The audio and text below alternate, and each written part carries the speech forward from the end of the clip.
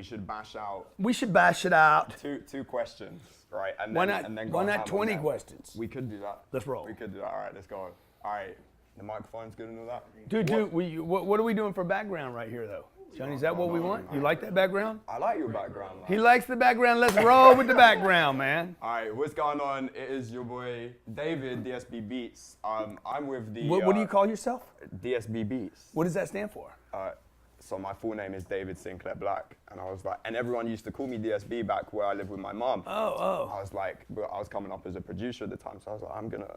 Dude, that's awesome. I like that. Were you on the beach? You were on the beach this weekend? Yes. No. Because you got a little red. You're a little red. Yeah. There, this is what happens when you take a British kid and then put them in Miami. Take them out of that gloom, put them in the sun. Yeah. So look, I'm with the one and only Grant Cardone. If you don't know who he is, because a lot of my followers follow you as well. Oh yeah. All right. Hey, good on you, dude, for coming over here and making this happen. Like that's all. I had to do it, man. Yeah, but I mean, opportunity there. how many people live in the UK? I have no clue. I know there's something like 2 million in London, so it's probably around 2 million could have done it, but you did. It's true. It's true. Well I had to take the opportunity. A lot of admiration for that. So look, New York Times bestseller, author of the 10X Rush. So you got the 10X. I can't understand half of what he's saying. 13 best-selling business programs, so on and so forth. You know who he is. I want to kick this off, man. Okay. Let me ask you a question. Kick it off. In your clearest, because I've seen a lot of videos recently. You don't really like the word entrepreneur. You prefer to be the business owner. Entrepreneur is the old way of saying that you don't have any cash. This entrepreneur guy is like that. That term is very new. Okay. You know, because I remember just maybe, I don't know, 10 years ago. Mm-hmm. I was living in LA and maybe heard the term the first couple of times, entrepreneur. It wasn't a buzzword, much less an industry like it is now. And what it meant 10 years ago in Hollywood, in Los Angeles, there's a lot of actors and actresses that aren't working there. So there's a joke there like, oh, you're an actor, which really means you're a waiter. No offense to all my friends that are artists and actors. My wife's an actress. She would say, hey, don't do that. People are sensitive to it. But you know that's true. Like a lot of times the actor, the writer, the director, the issue is, but are you working? Okay. Anytime somebody over there would be like, I'm an entrepreneur. Right. Okay, I thought it was an earthquake. I'm talking about LA. So anytime they would say, I'm an entrepreneur, most of the time it meant he was in a startup, but more often it was like, I'm out of work. Okay, so do you try to stay away from it? No, I didn't try to stay away from it. But like I the never, words, like it has some stigmas. No, it's not about the words or like I just looked the word up about 3 years ago. It's a nice word if people would actually look it up. Yeah. An entrepreneur means someone that puts money at risk. Let me just look it up again. How would you define it? Well, I would just say that the issue that I have with it is that I never thought about being an entrepreneur. I just didn't have attention on that. I had attention on being a business. Okay. A businessman. Right. A business, like that I had a business that would outlive just my efforts. Okay. And it's not a right or wrong on it. You know, I tend to polarize people because I take a bit of a position on stuff, which is not really, I'm not trying to do that. Why'd you do it? What do you mean by polarized? Well, like you're negative on entrepreneurship. I didn't. A person who organizes and operates a business. I think most people that are trying to be entrepreneurs aren't looking the word up. Okay. Because this says a person who organizes and operates a business or businesses taking on greater than normal financial risk in order to do so. Okay.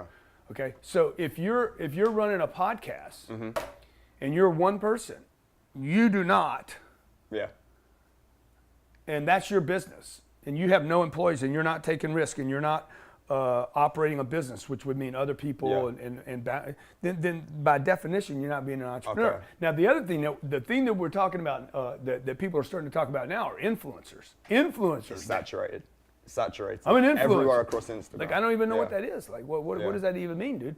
Like, it's the fact that people are trying to be an educator when they don't have a background in building their own business. Yeah. See, so, you know, I look up things as I go. I was doing a gig here in town. There's 34,000 people at it, my 10X Growth Conference. Of course, I was there. Of course I was there. Dude, how good was it? It was fucking amazing, man. So what's his name? John Maxwell was there, and he's talking about leadership, right? And I did a Q&A with him. I said, look, I don't really consider myself a leader. And he's like, well, yeah, you're a leader, dude. Look at all the people you led here. Okay. Do you say that because But I'm not trying to be a leader, right? Yeah. Like Steve Jobs was building a business. Bill Gates was building a business. These guys weren't trying to be entrepreneurs or influencers. They were building businesses. And it just came off because of everything that they built. Well, Bill Gates' jobs, I want everybody to have Microsoft products. You know, I want everybody to have a computer. I want it to be our hardware. We're going to load up. The hardware, the computer was the way for him to bury the software. And then Steve Jobs on the other side of town is like, I'm going to get everybody this better product.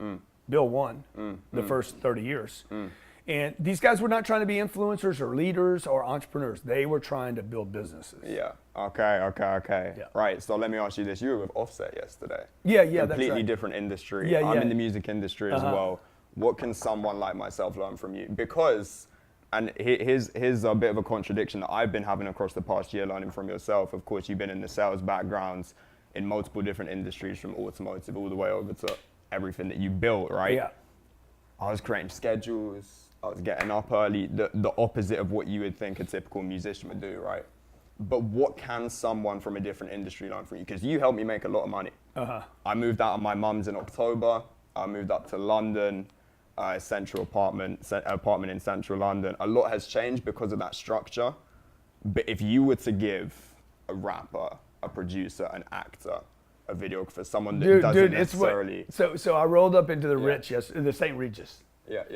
I grabbed the kids yesterday morning. I said, let's get out of the house. They're playing games and stuff. Yeah. I said, let's get out of the house. Let's go to eat breakfast. We didn't know where we were going to go. We drive down the road. My wife's like, let's go to St. Regis.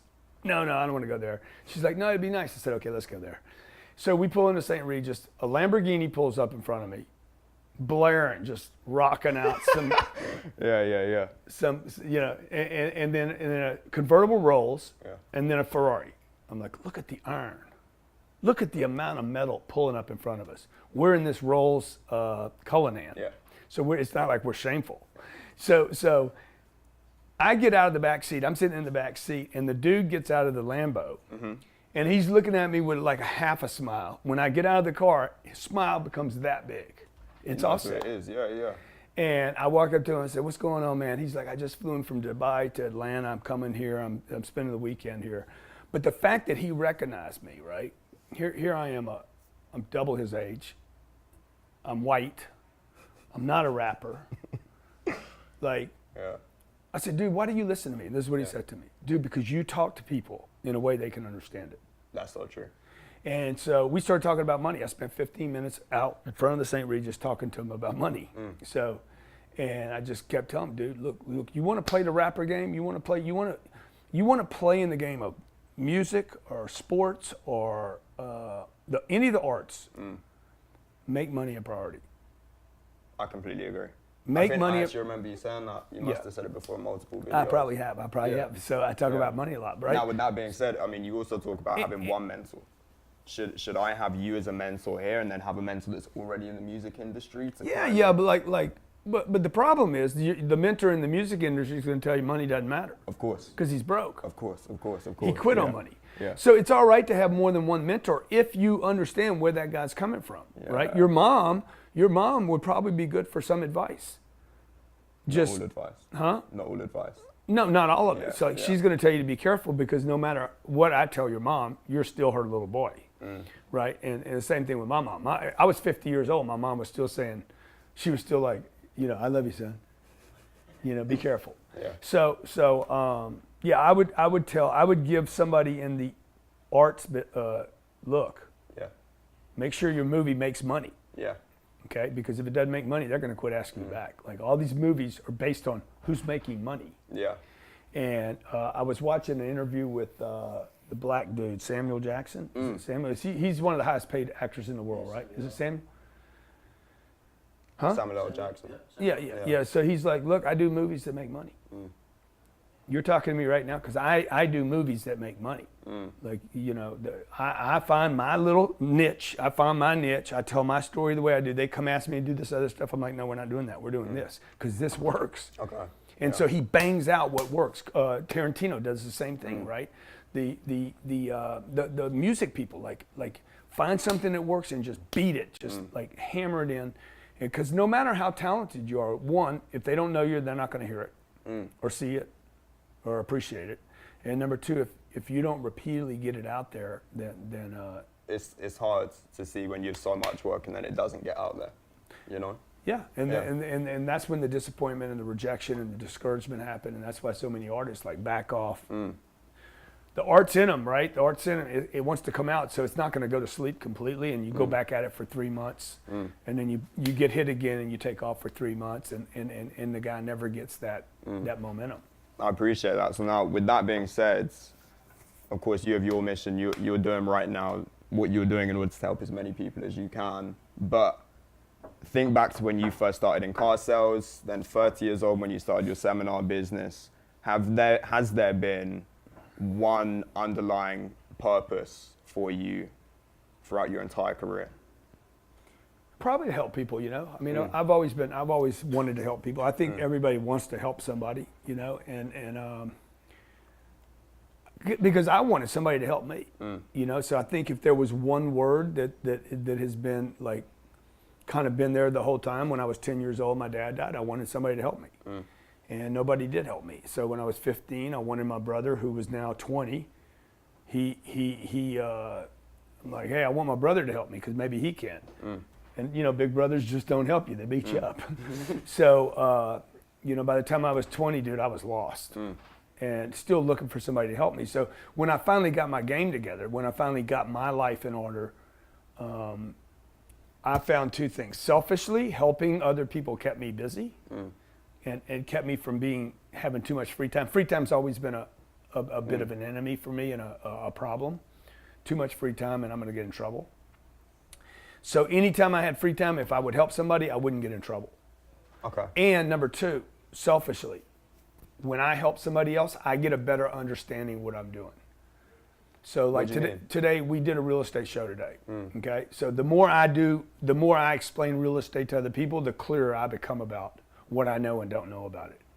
I think the teacher becomes even clearer about, they become more wise because they share their information. What's behind the real estate though? What's behind the real estate, the office that you got here? What's behind your businesses? Is it cash?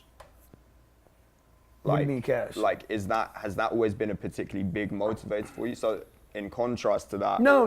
I mean, you know me from the profitability standpoint? Well, yeah, I mean, so for example, look, I mean, if you look at a lot of musicians, the reason that they don't prioritize the money side of it, and of course that's equally, if not way more important than the talent, they're doing what they're doing because they want to get their talent out there. Yeah. So for you, I mean. Yeah, why though? They want to be famous, they want to prove somebody wrong. You know, this lady wrote me this weekend and she's like, I got this project. I know I'm going to win an Oscar. You know, it takes $2 million to do it. I'm going to win an Oscar. The director's going to win an Oscar. I'm like, yeah, that's good. I can't wait to see you guys win Oscars. And by the way, that night I'm going to be like, dang, I should have financed that movie, but I ain't. Yeah. So, you know, good luck. And, you know, look, for me, it's been, you know, again, if I go back to this definition, I'm taking risk, time and money. I'm risking time, money, reputation. Doing this interview today, okay? Yeah. I could have not done this interview, and then I risk nothing. I don't risk my time. I don't risk my exposure. I don't risk somebody not liking me, right? So it's about putting your time at risk in order to get some kind of benefit. What is that benefit for you, though? I mean, there's a lot of benefits, dude. One, I want to help people. Go back to that thing. Like I don't have friends in the UK. I don't have a lot of friends in the UK. Until I went there. Yeah. And then I went there and like, oh, I got friends there. Yeah. And then somebody in the UK knows somebody in Ireland. Boom, I go there and I got friends there. So like it's always selfish for me. What do I get out of it? And I think everybody's like this if they just be really honest. What do I get out of it? You know, how does it help me? We're going to go to Malaysia, Singapore. I got people now reaching me in the Philippines, Thailand, China, South Korea, Vietnam. I'm like, dude, we're going to have friends everywhere, bro. Now, to go over there, you need a jet. You need birds. You need fuel. You need resources. You need people going with you, which takes money. All of a sudden, the reality of economics hits, and I'm like, the beast needs money. Now I could say, okay, we're not going to go on our beast. We're going to go rent a plane, or we're just going to grab a seat. Yeah. Grab a seat on a plane. Yeah. It'd be cheaper, but now I lose time. So when you start measuring your purpose against possibility, against the risk, and you're like, all this takes money. And that's why I think a lot of people, look, the artist that gets paid $20 million for a movie will want $20 million for the next movie. Of course. Once you, you're like, hey, dude, maybe I'm worth more than 20. The athlete that gets paid $10 million a year is gonna be like, dude, I want some of that 10 million. So, unfortunately, most actors and most athletes have their run. The money stops. They didn't build up a protection. It's gone. And then 20 years later, when nobody's really asking for them, they can't get paid. And I don't want that to happen to me and my family. Got you. I appreciate that. So now, with that being said, my 10-year-old asked me today. She said, "Hey, Papa, do I get an inheritance when you die?" I'm like, stop it. I actually remember asking my grandma that. Always love money. Man. Kids, man. Yeah. Kids are honest. Yeah. You know? Yeah. So now, with that being said, this is going to be my last question. Filling up time, experiences, so on and so forth.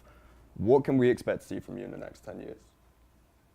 Well, this year, dude, I'm gonna blow up, dog. Okay. I'm gonna blow up. I mean, it's gonna look like Bonfire Cardone turned into Scorch the Earth. Okay. Yeah. I mean, wherever there's dry brush, it's gonna light. So I've been building this fire so long that like right now it's just like one more piece and it's gonna go out of control. Okay. So we're trying to figure out what that one piece is, but I know this tour around the world is gonna be a big accelerant to the fire. I talked about this in, I think, the 10X rule, about build a fire so hot and so big. I think it was the 10X rule, right? Yeah. Build a fire so big and so hot that people don't just come to get warmth; they just sit in amazement of this thing, you know. And I think that is an inspiration. Your success, and everybody that's watching, your success. Dude, it inspires people that, oh God, maybe I could do that. Some people get envious of it. Of course, yeah. You know, and that sounds like, oh, I don't need all that. And look at him, and he's showing off, and blah, blah, blah.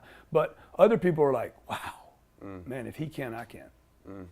What else can we expect from you in the next 10 years? I'm coming back to the UK, dude, because I love the people there. Yeah. Okay? Yeah. So I was blessed the last time I was there. The weather was like it was like LA the whole time I was there. Yeah. I'm like, dude, what is that about? Yeah.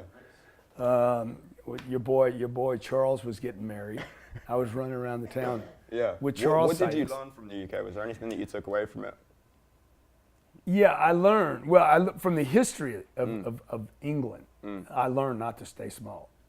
Oh yeah. You know, dude, you got to go. The Queen is. Okay, manners are important, but manners can get in your way too. Yeah. Like you guys have manners down to. Like, you got manners like figured out perfectly. Yeah. But without expansion, you cease to exist. So I'm reminded of that when I go to countries that were once world powers. Yeah. Not that they're not now, but they're still financial powers. Yeah.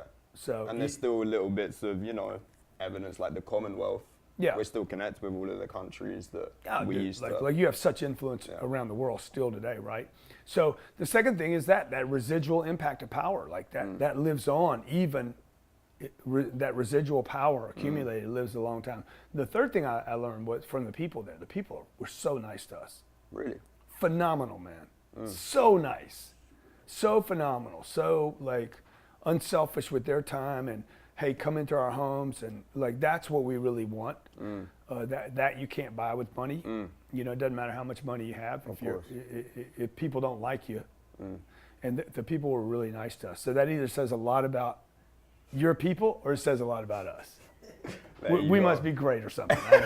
There we go. So look. And dude, but you're an example like of the people we want to meet. How old are you? I'm 19. 19 years old. Okay, so you're like 42 years younger than I am. You're an example of me crossing over, and why offset I saw you on Lewis Howes' interview. I was like, I like this guy. Yeah, Like we was talking about with the middle class. Yeah. One book after another, of course. Yeah. It's just the reach. Yeah. You know? So, you know, I don't look at you as 19. Like when I see people, I'm like, I don't really see age. I don't see sex. I don't see colors. I just see, oh, wow, we're all trying to figure out our way and do better and reach our potential. Boom. There we go. Uncle G. Come on, man. Thanks for coming on. If you aren't already following him, Grant Cardone everywhere. Is David, DSBBeats, and thank you so much for listening. I got to get you on a plane, dog. Yeah, that's good. That should happen one day. Okay, awesome, man. That was awesome. When are you going back home?